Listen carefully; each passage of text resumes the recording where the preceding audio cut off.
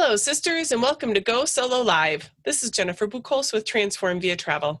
It's time to sit back, grab a cup of coffee, and enjoy my conversation with Clara Chorley as she shares stories about Romania, Rwanda, and more. Welcome to Go Solo Live. Don't you mean Go Solo Live? Have you ever been asked, why on earth would you travel alone? Go Solo Live not only answers that question, but celebrates life as a midlife solo traveler. This is a safe place for women to come together to reminisce about their travels, encourage others to travel, and to dig into the real lessons learned from these journeys. Now join Jennifer Buchholz with Transform Via Travel as she and her guests share stories of the solo travelers of midlife women. Joining me today is Clara Chorley, and she will be sharing some of her fabulous travel stories with us. Welcome, Clara. Thank you, Jennifer. Lovely to be here. Thank you. So I would love to hear a little bit about what even got you started down this path of travel. Gosh, it's been in my blood so long. It's almost hard to know what started it. I mean, as a kid, I grew up in the second biggest city in England, so it was very landlocked and in the middle of the country. And we'd go to Wales on holiday and go to the beach towns and swim in very cold water and, do all of that. And then one year, I think Mum and Dad drove us over took the ferry across to France, and that was quite exciting. But I don't really know where the travel lust came from. It's sort of always been there. It may have been that very early on in my life, I just wanted to run the heck away from everything that was happening. And that seemed like a good way of doing it. That's actually not an unusual way to start either. Now, I do wonder, having grown up abroad and now you're in the US, have you noticed anything different about the perspectives on travel when you talk to Americans? Oh, definitely. I mean, America's so huge that a lot of people don't seem to leave America.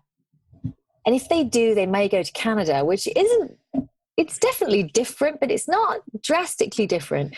They may go down to Mexico or South America, and that's definitely different. But you've got to be up for a bit of a trek if you're going to travel, down to Peru or something. In Europe, there's so many different cultures right next to each other. I mean, you could take a train ride and an hour later you're in Italy or you're in Greece or you're in, Romania, and you've got a completely different experience happening for you. So I think there's a broadening of international perspective that is more widespread in other parts of the world. It is. It's inherent in... But then I've also, worked and lived in Africa, and over there, people, like the Africans don't travel that much, mainly because it's cost prohibitive. But the expats that you meet there are roaming around all over the place. So it's like, I think there's a big difference. So it's always been interesting because when we think, just like you've described, when I think about the US, and my significant other lives in Brussels. So he's very well traveled and in vacations in Egypt and things like that. And it's hard for me to conceive of. And I'm like, yes, because my state is bigger than your country. And so, I know there's this perspective of, Europeans are so well traveled. They don't have to go very far to be well traveled. There is that. Yes. I mean, that's the 1 hour later, you're somewhere else. And there's a different relationship with it. Tell me more. I mean, I can't tell you how many times. So here's an example. So one year I decided I was going to go to Southeast Asia. I wanted to go to Vietnam. And when I go to different countries, I like to travel through the countries. I don't just want to sit in the city and, drink tea or just go to the tourist spots. So I wanted to take a train ride from the south to the north up to Hanoi. And so I went on to the travel sites and I just looked at what was going on over there. And all the American, including the government sites, said it's dangerous. There is infighting going on over there. The one thing you should not do when you go on this trip is take that train, go from south to north, north to south. Like, if you're not going to, don't do anything. Like, don't do that. The one thing you shouldn't do. Yeah. I mean, it was highlighted. It was really interesting. So I got over there and now I'm looking at the news in Vietnam, and there were a couple of tiny places where there was a little bit of infighting going on. Nothing, not even close to what they had described over here. the perception that I got. So of course I took the train journey. I had a blast. Hanoi is beautiful. I mean, Vietnam's incredible. And then I continued and I went to Cambodia. So there is a lot of fear mongering. I have experienced a lot of fear mongering, not only generated by the government here, but also people. People don't talk about Kenya or Ghana or Senegal or Egypt. They talk about Africa. It's like it's Right. one place is Africa, and you shouldn't go. It's like talking about Europe and not mentioning France and Spain and all the different. So I think there's a lot of wonky misperceptions about travel, how safe it is, how safe it isn't, where to go, where not to go, and how do you even find out accurate information about it? And it's a deterrent. I think that's great. So what are your recommendations on that? Now you just described this instance where you were, quite brave. You decided to basically ignore some of those warnings, but you're also more well-traveled than a lot of the people that are probably listening. So what are your gauges, and intuition and experiences that help you say, this is going to be okay? They're just over dramatizing the situation. I think it's really important to get multiple perspectives. So just because the government website has a warning about something, don't necessarily buy into it. Go and find out, go and talk to other people. We have so much social media now. It's incredible. I mean, there's a group called Internations you can join that's for expats. You can go into there. You can look at their forums. You can talk to people who are living in these places. You can do the same on Facebook. There's a Facebook page for everywhere in the world. You can probably assume if you're going to a capital city that's somewhat westernized, that you just keep your wits about you. Don't run around with all your jewelry and your diamonds and, your open top purse over your shoulder. Like there's a lot of the things that happen when people travel that give travel a bad reputation because people haven't been terribly thoughtful about where they are. And I'm not saying you need to have everything under lock and key in in some body orifice, but right. But no, there's common sense. And then when people are vulnerable because they've just made bad common sense decisions, it does reflect poorly on the area. And it's like, that probably could have happened to you at home if you were making bad choices that way. Exactly. Also, it's good to travel, like break yourself in gently. Start with France. Go to Bordeaux. Look at the beautiful beaches. See what that's like. See what it's like to just be there and trust yourself. Notice your intuition. If it's saying don't walk here or don't go there, or yes, I want to go there. Yes. You've got this sort of instinctive body response. Go where you're drawn on the planet. Don't just make a cerebral decision. Go somewhere that actually creates some excitement in your body. Start easy. Like Ghana, for example, if you're curious about Africa. Ghana is known as like the easy entry point. Because it's developed. They're officially, I don't think they have extreme poverty there anymore. It's safe. It's, you can get all your basic amenities there. You can use your credit cards there. The taxis are not going to kidnap you. There's not really fighting going on. There's sort of war going on there. It's just sort of got this safety to it. Rwanda, even more so now, which would blow some people's minds. That's amazing. Once you put a genocide in someone's head, they think it's there forever. But Rwanda is one of the safest countries on the planet now. Incredible. Well, and so that makes a huge difference for people, though. So it's very important that they, take the time to get current perspective, recent information, right? Yeah, that's right. Excellent. So let's start talking about your trips through Africa. What drew you to Africa? What made you want to spend time there? You just got me on my favorite subject. Good. I'm glad. I want to get that energy. It's exciting. And the one I can least explain. When I was a little girl, Jennifer, I used to say to people that I wanted to have black babies. Now, I'm a white woman. Mm-hmm. As far as I know, we don't have any black, like way down the family line, So the chances of some random thing. And I'm not talking about like a mixed baby. I'm talking about a black baby. I wanted a black baby. And I never it didn't occur to me how unfathomable that was. Like, it's really probably impossible, assuming I give birth, right? So it's even, it was even there. And then I'm 15 years old and I'm watching Live Aid, my Okay. mother, right? All those pictures of the Ethiopian children. It's very kind of, that's what a lot of organizations do to fundraise. But for some reason, seeing those pictures and those visions, it woke something up in me about Africa. And I wanted to go, and it took me, and this is important for your listeners. I work with a lot of people who are in their 40s, 50s, and 60s, and are going through big life changes, mostly with their careers. But this travel element is a really important part of it because we come into ourselves more in our 40s. We're aware that there's an end date. We're like, I don't want to mess around anymore. It took me, I think, 20 years, something like that, to get to Africa. Maybe a little bit less. Why? Yeah, 14, 15 years to get to Africa. Because, and this, a lot of people are going to relate to this. A, I wanted it so much, it almost frightened me. B, all the stories about Africa, I bought into them. A bomb went off in Egypt. One year I was thinking of going, and a bomb went off in Cairo. And I just was like, oh my God, the whole continent is unsafe. And I talked myself out of it. Absolutely. And I've done that multiple times.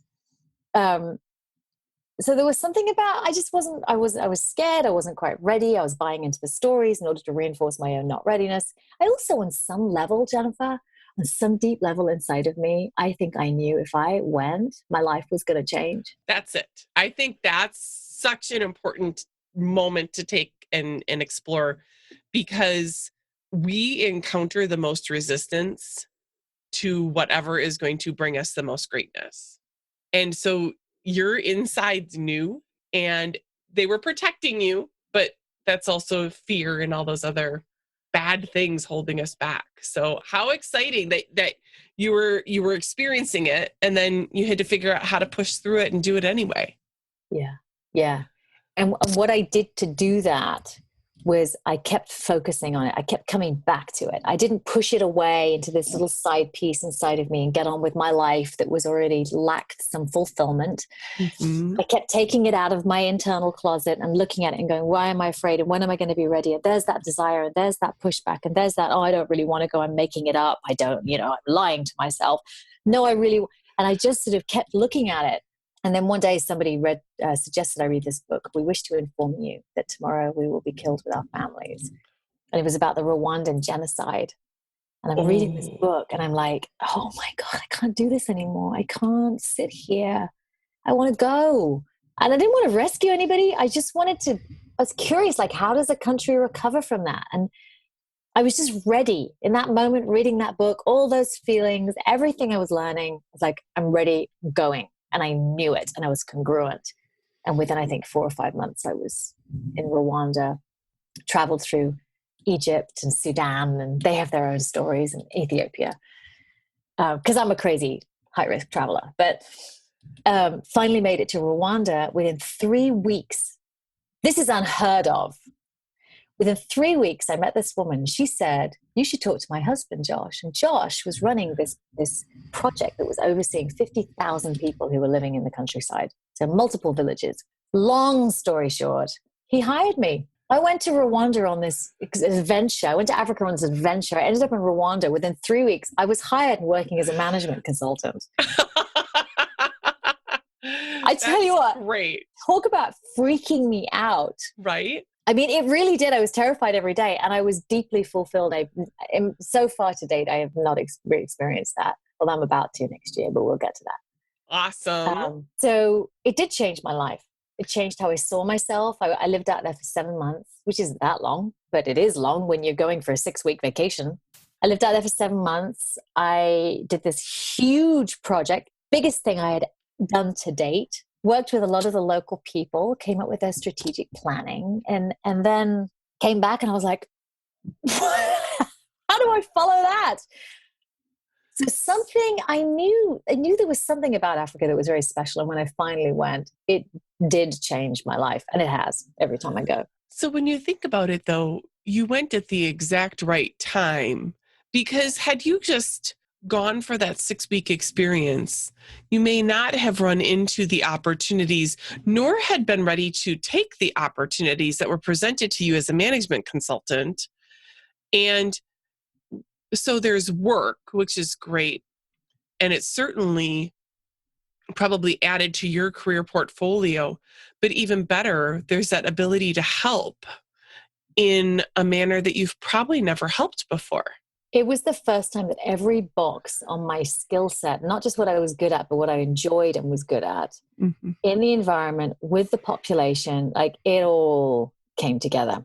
But I want to say something about timing, because I do trust in the timing of our lives. I really do. And I think there is a perfection to it. And I also think we have a role to play in that, because it is very, very, I can't tell you how many people I coach who are in their late 50s or their early 60s or their mid 60s.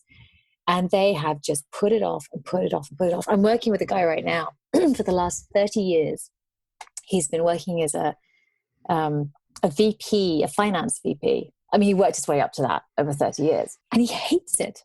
He's created this very wealthy life that doesn't belong to him. He wants something simpler, but now he's caught up in his stuff and his house and his car and his identity. And he's got judgments about letting that go, and it's what he craves more than anything. And he wants to travel and he wants to simplify, and he's got this wonderful wife. And, you know, like, yes, there's the perfection of the timing, and there's nothing wrong with whatever the timing is. And we can have it a little bit sooner if we're willing to look at it. If we're willing to really look ourselves in the mirror. Absolutely. And get brave, because it takes courage. And the threat of death doesn't have to be the moment when we finally go, okay, I'm brave enough because I'm going to be dead in 20 years. You know, we can embrace it sooner. Well, and because even in the example that you're sharing, the threat of death may not be that physical death. And that in the instance that you're sharing, it feels like he's probably dying a little bit inside as he continues to exist. He already had. And it took for him to get laid off, major drinking problem.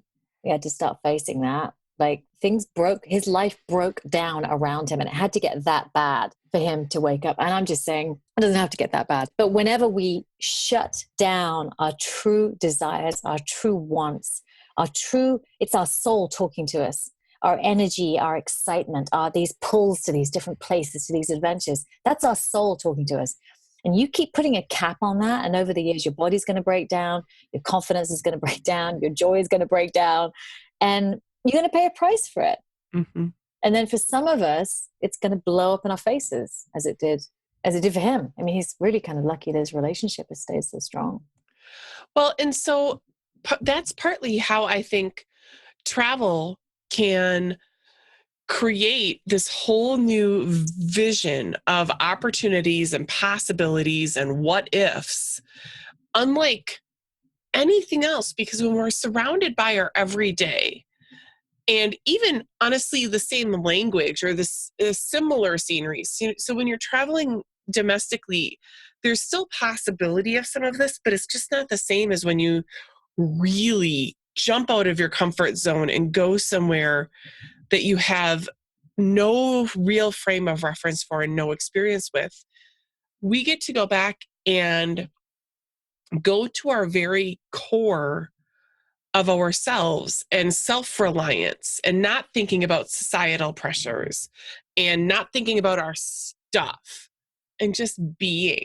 And to me, that's such an ultimate luxury, and yet a complete necessity, that when people are at those turning points, even before they get too far down that road, it's the time to stop and go. Yeah, I love that. There's a ton of studies on one of the things that reverses aging. Let's not get too mythical about this. We can't, we're all going to get old and die. But one of the things that slows down the aging process is the brain experiencing and learning new things. So there's a ton more I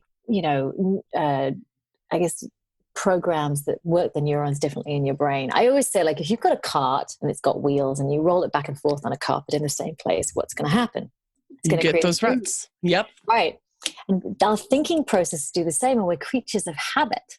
Like, even rearranging your home once a year is a phenomenal idea. Move the furniture around so that you're not thinking in the same way. Because we become like a record, it just plays the same song again and again. So exactly, when you put yourself into an environment that's unfamiliar to you, it wakes up parts of you. You're like, whoa, where did I go? Oh my goodness, here I am. When you wake up in that way, because you've got to figure out where to get the taxi or get the bus or where your hotel is or what you're going to eat for dinner, even just basic stuff like that, or how you're going to get to the Taj Mahal, which, by the way, is insanely beautiful. When you wake up in that way, you start to notice different things. You feel differently. You start to contemplate life in a different way. It's, the horses with the blinkers. It's like broadening those, and this is another thing. You kind of got to be prepared for it, right? Because if you get on a plane and you take yourself to, I don't know, to a Greek island somewhere, and you have this amazing, relaxing time, and you're like, oh my God, I've got to change my life. I've got to change my life. I'm out of whack.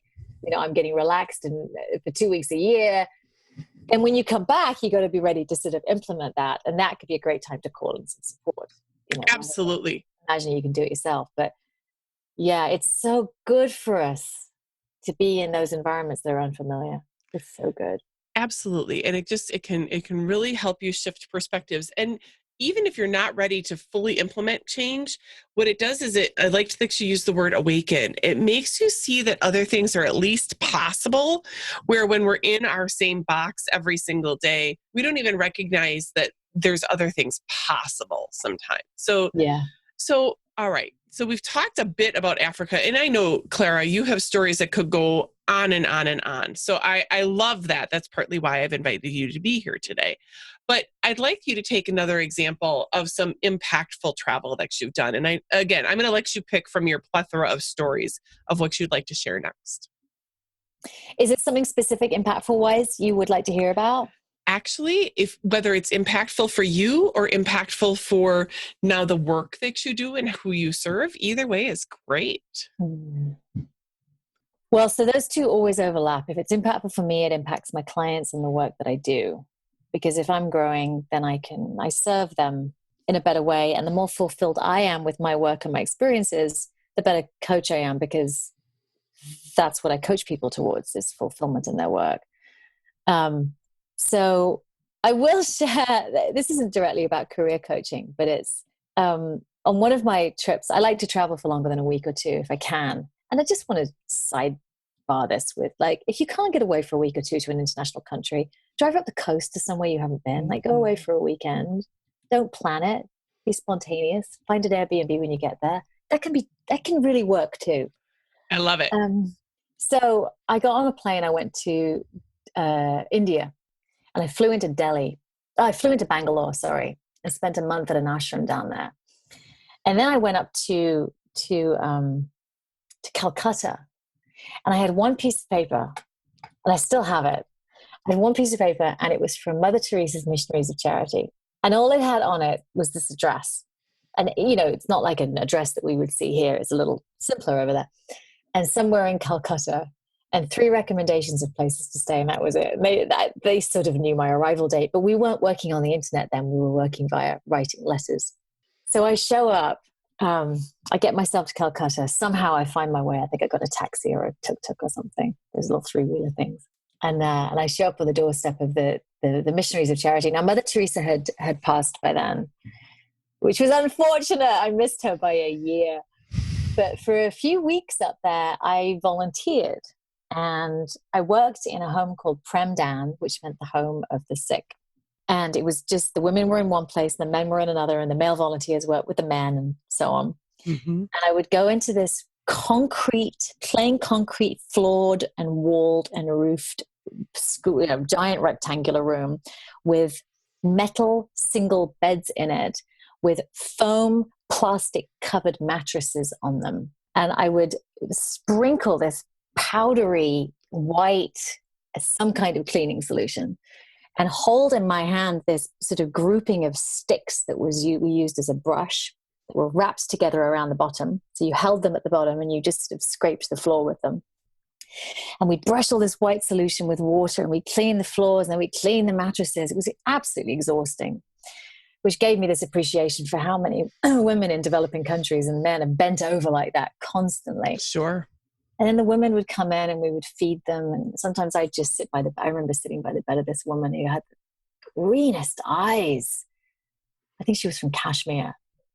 And she was probably in her 70s, and she was tiny and fragile and dying.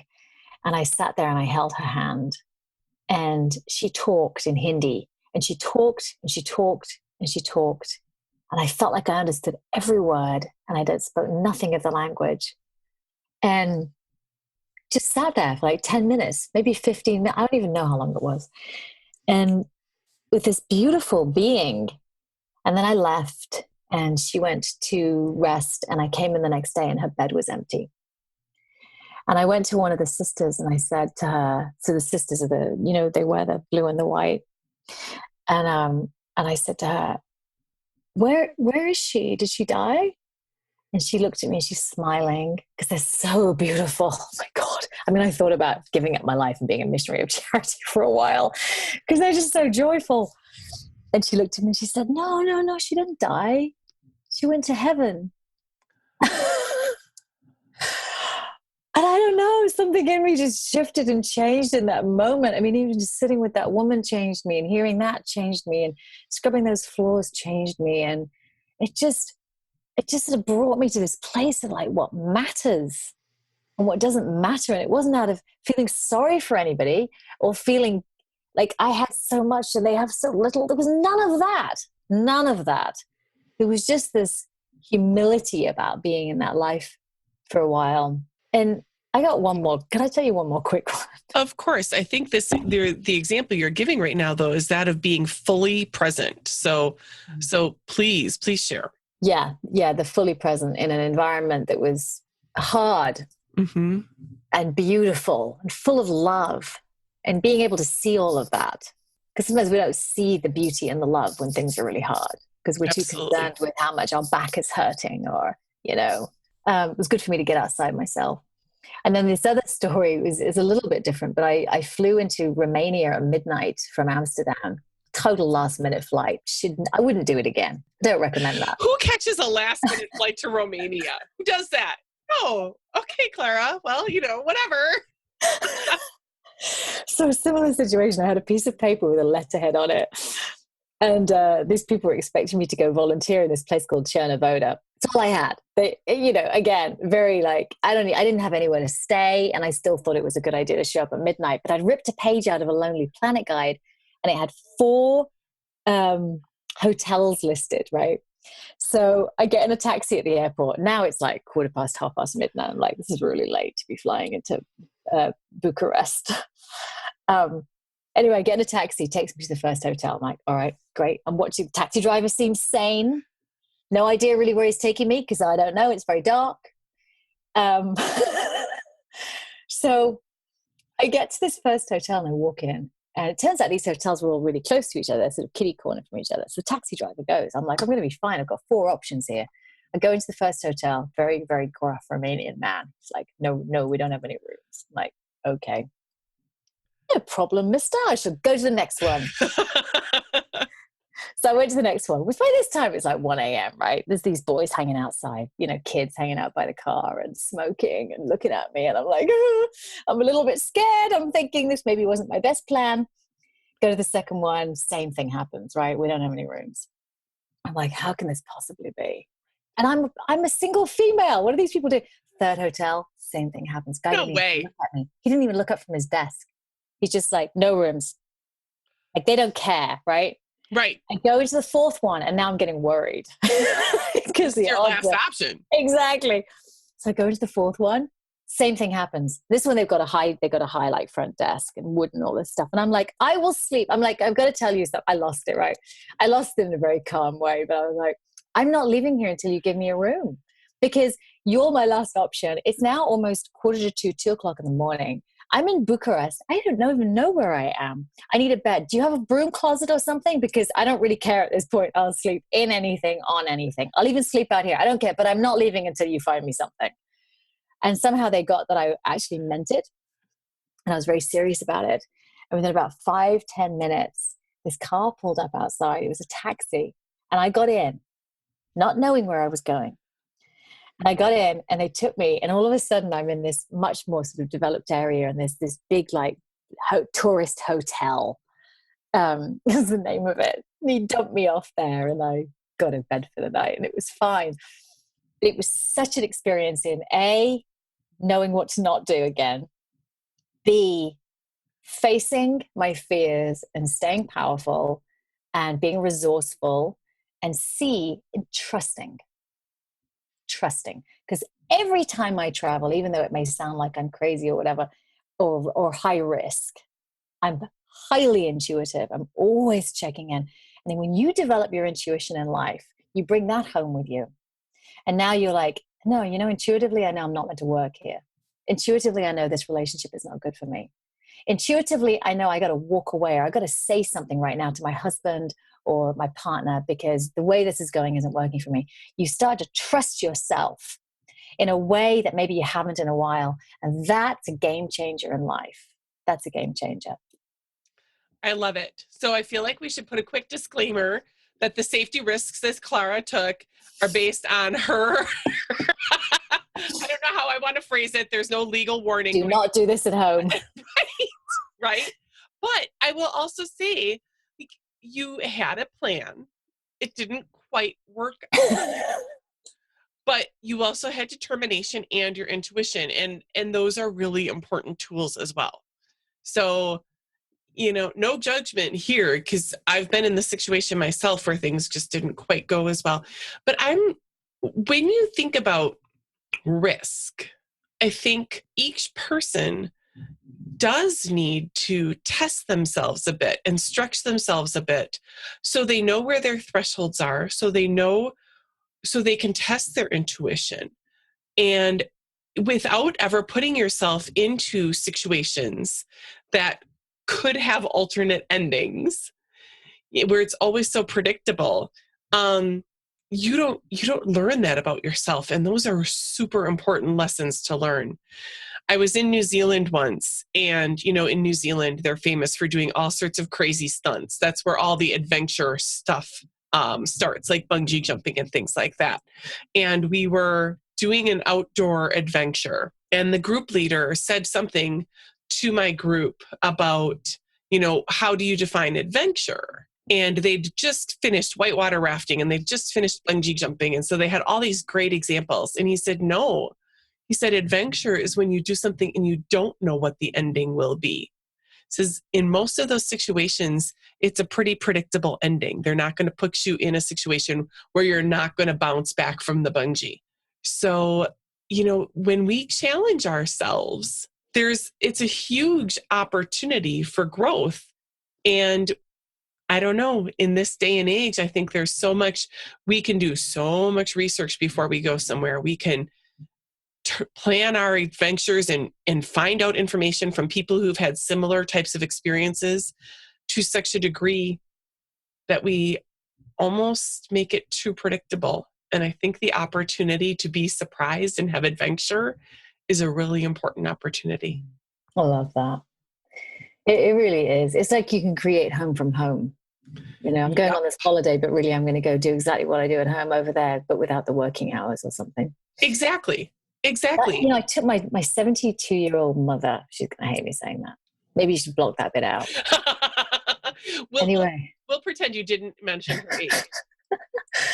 Wait, is she 72? Maybe she's older. Anyway, I took her ziplining for her birthday. She came to America to visit me, and I took her ziplining. And she is still talking about that. That was just earlier this year. That is awesome. So can we talk about risk just for a second? Please. Because risk is a continuum, right? It's a muscle that you work. I didn't go to Romania. That wasn't my first experience traveling. I worked my way up to that. Rwanda, not my first deal. And intuition, your ability, so quick example, a woman hired me because she had lost her confidence. She was in a job she couldn't stand. And she'd been in it for 2 years, and she'd taken it 2 years previously because the market collapsed. Her and her husband were about to lose their home. They'd both been laid off. She needed money and she needed a job. And she took a job, and her gut had said, this is the wrong job. To flash forward 2 years later, she's paid the price of being in the wrong job for 2 years. She's now dependent, hence the loss of confidence. And now she's coming and she's talking to me. And I said to her, in hindsight, if you had trusted your intuition and not taken that job, do you think things would have worked out? Because she took it for the house, right? And she said, Absolutely, yes, it would have done. Now, but her ability at that time to trust her intuition with such a big decision as turning down a job was not there. She didn't have that relationship with herself. So it's something that you cultivate, and you cultivate it by putting yourself in situations where you don't know what the outcome is going to be and seeing yourself get through them. That's how you trust yourself more. And I actually think bungee jumping or ziplining could be great, because in the back of our heads, we're all wondering if that cord's going to break. So there is that sense of like an unknown ending that's present for it. But start with anything. Yep. Anything. It doesn't matter. You know where your risk edge is. Talk to a friend, get a couple of girlfriends together or guy friends. Make a decision about where you're going to go push that, and then do it again, do it again, and do it again. And watch as the aliveness and the energy flows back into your being, your life. And trust. Trust is huge. We're designed to feel good. We're designed to feel energized. We're designed to trust ourselves and to go and have adventures and to have things be different. We're not designed to live in a house and get up and do a 9-to-5 job and come home and maybe read a story to our kids or go for a walk, go to the gym or walk the dog. We're not designed for the same. Some things being the same are good for us because some routines are helpful. But we're designed to feel alive. That's why we crave it. That's where our fulfillment lies. That's our birthright. Absolutely. And I actually wrote an article about how the comfort zone is a muscle that you have to stretch and exercise because, otherwise it actually becomes really, really, really confining. If you don't use it, you lose it. Absolutely. Absolutely. So same with anything. That's fantastic. Well, you've shared some really great stories with us so far.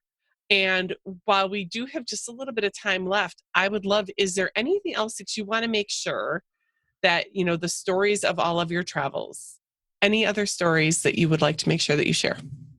People are inherently good. I took a train in India down to the south. This has been another thing that's come up. I've traveled, I think, now to 46 countries and 5 continents, which is a very low number when you talk to some people. But most people are good, and the world is a safe place. I took a train journey down into the southern part of India, down past Kerala, and I was looking for a waterfall. And as you've learned about me, I'm not really a good planner. So I was on this train and I'm asking people, is a waterfall at the end of this train ride? I mean, I really was desperately unplanned in this. I don't know that I would do this the same. And these men are looking at me and they're doing that Indian head nod that I think means, yes, you're fine, you're on the right train. It's this wobble, right? It's like a side to side thing. Yes. Yeah, and they're smiling, and my gut is going, they don't have a clue what I'm talking about. They're just being nice. But my brain wants to hear that I'm on the right train. So, So eventually this train pulls up somewhere, and I'm like, do I get off here? And they're like, oh, yes, you need to get off here. So sorry if anyone Indian's listening. That was a terrible attempt at the accent. So I get off the train, and the train continues on, and I'm kind of in this dust town. It's like there's this sort of platform, and then it's sandy and dusty. You'd expect those, those things that blow around on the great Western movies. Absolutely. Dust ball or whatever. Yeah. Those things to be running around, and nobody's out and about. I sort of walk there and I see one man, and I'm like, so is there a waterfall around here? And he's like, no, what? No, don't even know what you're talking about. Okay, no problem. When's the next train? Oh, that was the last train. The sun's going down. It's like 5:30. Okay, is there a bus? Yeah, maybe there's a bus. Go over there, sit on that mound of dirt. So I walk over, I sit on the mound of dirt with me and my backpack. I'm sitting on this mound of dirt. I've got my bottle of water in my hand. And all of a sudden, this guy pops out and he's like, do you want a cup of tea? And I'm like, okay. So I wouldn't even know I was at a bus stop. So he hands me this little cup of tea. And all of a sudden, I see these people like peering out from behind walls and stuff like this. I'm just sitting there and I'm like, hopefully a bus is going to arrive at some point because I don't know where I am. Anyway, all of a sudden there's this flurry, right? And you can see the dust getting kicked up in the distance. And there's this bus coming towards me. And I'm like, okay, this is great. I'm going to get on a bus. Hopefully I'm going to go somewhere useful.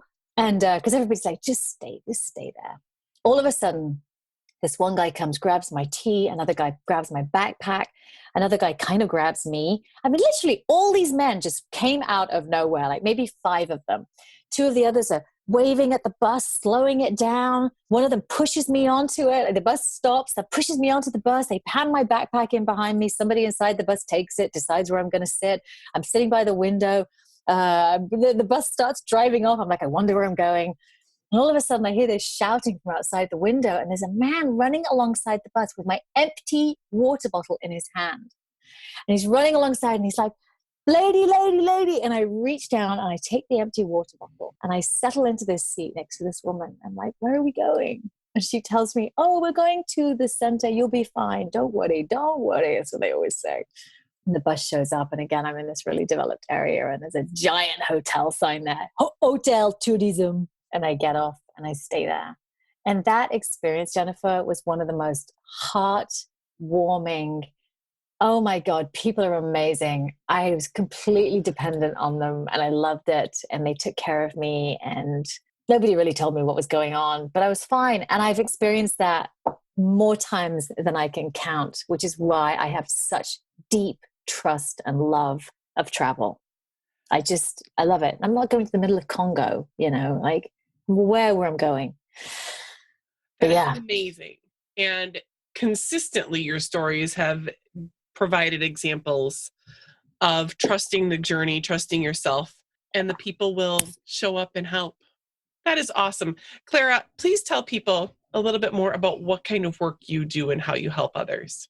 So I work with women and men who are usually, not all my clients, some of them are younger, but a lot of them are in their sort of 40s, 50s, 60s. They're at that turning point in life. They're usually going through some kind of personal transition. They're saying things like, I can't do this anymore. And I don't know what I want to do. I don't like my job. I hate my boss. I'm bored of what I'm doing. There's got to be more than this. So the people that I love to work with are going through a personal transition that's usually showing up in their career as well. And they don't know where they're going, or they do know where they're going, but they are afraid or unclear how to get there. So I work as a private coach with individuals who want to go through that journey and looking for some support as they go through it. So I have a sort of boutique coaching practice with favorite people that I love to work with. I don't work with anybody until I've talked to them for at least an hour, and we like each other and we trust each other, and we're like, yeah, this is going to be good. That is awesome. Well, so we will put out on the show notes where people can find you, but why don't you just give the website in case people don't jump to the show notes? Oh, sure. So if you're thinking about clarity in your life, my specialty is clarity and courage. So my website is clarityunlimited.com. And there's a form in there you can write to me and say, hey, I want to have a chat about this, what I'm going through. And if we're a fit, we'll move forwards. And if we're not, we won't. It's no pressure. That's fantastic. Thank Clara, you. Thank you so much for sharing your stories with us today. We could probably sit down and have virtual coffee and talk for hours as I listen to all of your adventures. I appreciate your time. Thanks for this opportunity, Jennifer. Wasn't it great to hear the stories that Clara shared with us today? It's important to remember that every step you take along the line of travel stretches your comfort zone, increases your intuition, and gives you an opportunity to be fully engaged in whatever you're doing. Don't pass up those opportunities when they present themselves. If you love these stories and want to help support Go Solo Live, you can do that by making a small financial contribution to the show. There are lots of options with some great gifts of appreciation. Please go to www.patreon.com/GoSoloLive to show your love. That's patreon.com. And we've reached the end of another episode, but the conversation doesn't have to end there. If you know someone who would be an awesome guest on Go Solo Live, please have them reach out to me at Jennifer@TransformViaTravel.